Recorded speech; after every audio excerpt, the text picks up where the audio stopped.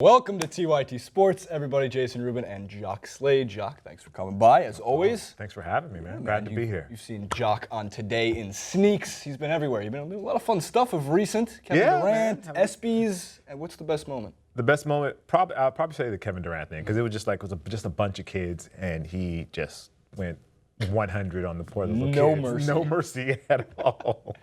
Which is awesome, because he's competitive. Yes. And if anybody's watched the documentary, I think it was on HBO, Kevin Durant, all he does is basketball. It wasn't even that interesting of a documentary. It's like, what does this guy do? Oh, I talk about basketball, and I play basketball, and I play video games about basketball. But more on Kevin Durant a little bit later on. Today is James Harden Day. Yes. Jacque, the sneaker expert you are, can you tell us a little bit about James Harden's new potential shoe deal? So James Harden was offered a sneaker deal for $20 million. I believe it's $200 million, sorry. Right. And I believe it's for 13 years. Mm-hmm. To go with Adidas. So he's currently with Nike, and he wears a shoe called the Hyper Chase with Nike. And Adidas has been making a push, basically, to be more present in the NBA and in the game of basketball. Like they're obviously a part of the game when they have like guys like Derrick Rose, but obviously that hasn't worked out the way that they expected to, just because of his injuries. But James Harden is probably the next thing, you know, that they could latch onto. They had Dwight Howard, but I think he's leaving.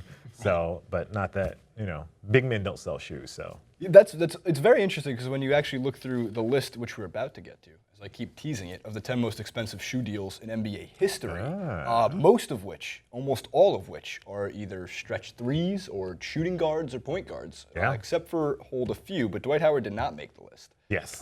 Before we even get to that, though, the Taiwanese Animators YouTube channel released what is, to me, the next big thing. Sometimes God just gives you gifts. He just lets a gift go. You don't expect it. You don't see it.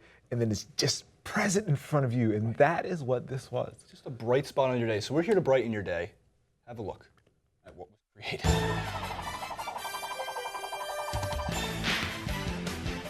NBA 最有价值胡子越来越会赚了。艾迪达最近提供了休斯顿火箭队后卫哈登一份价值2亿美金、为期13年的大合约，希望把他从宿敌 Nike 手上抢过来。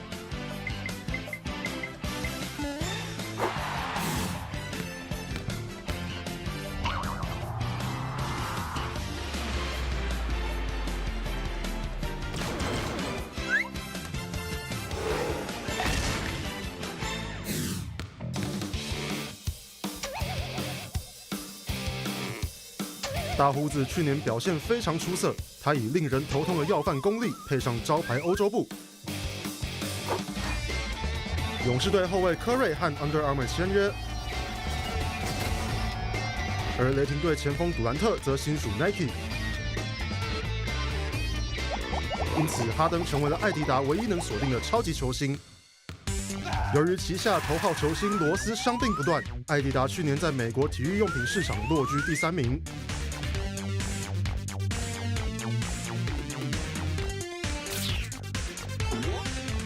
对艾迪达来说，哈登花枝招展的风格，以及他和卡戴珊姐妹的关系，或许是个利多。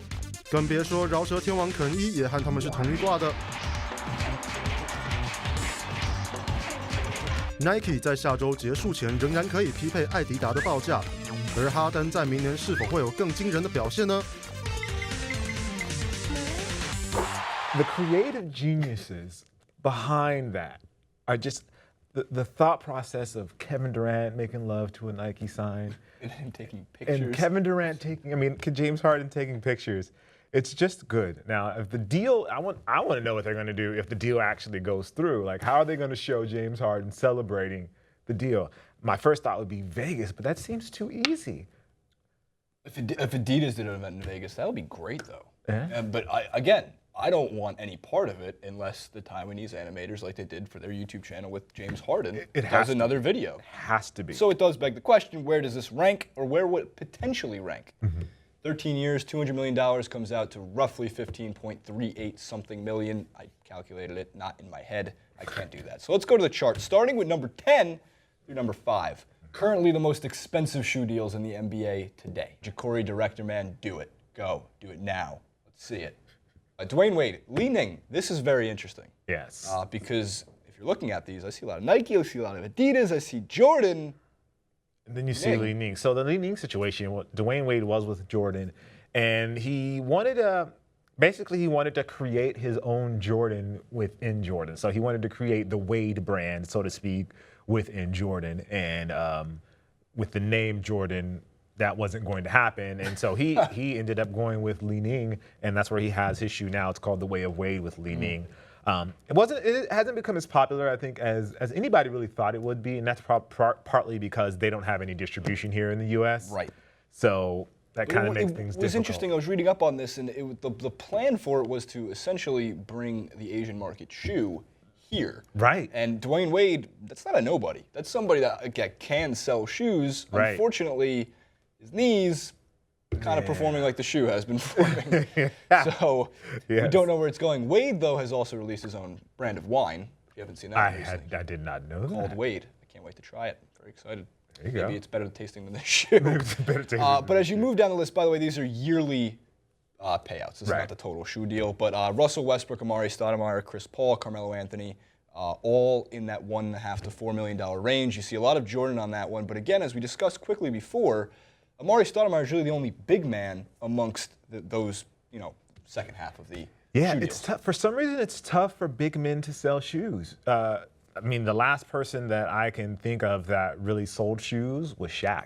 Yeah. And Shaq isn't your typical big man. Like, Shaq did movies. Shaq was a rapper, very good rapper, by the way, for those that doubt him.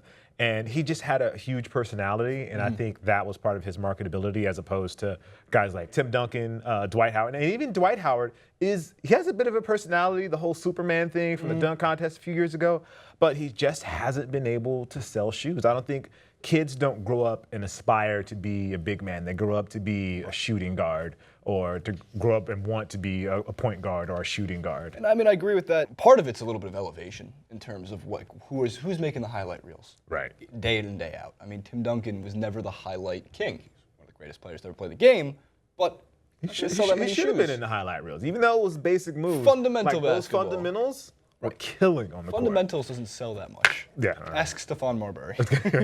But and more on Stephon Marbury later too. Later today. So let's go to the more expensive half of this list. The shoes that basically everybody in this country is wearing as of today. Number 5, I know John Wall. Number 4, Kevin Durant.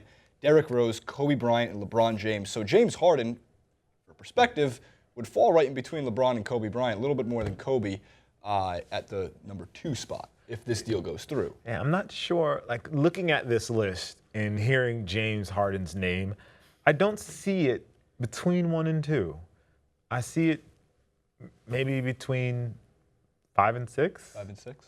Yeah, Interesting. down in the 5 and 6 area. Like, I wouldn't put him over LeBron. Obviously, wouldn't put him over Kobe as a Laker fan. That just would be sacrilegious. Wouldn't put him over Derrick Rose, even though Derrick Rose has been hurt. Wouldn't put him over Kevin Durant. Kevin Durant's been hurt. James Harden's been healthy. And maybe I put him above John Wall. Yeah. I really like John Wall's shoes, though. They're really nice. They are very for the nice. record.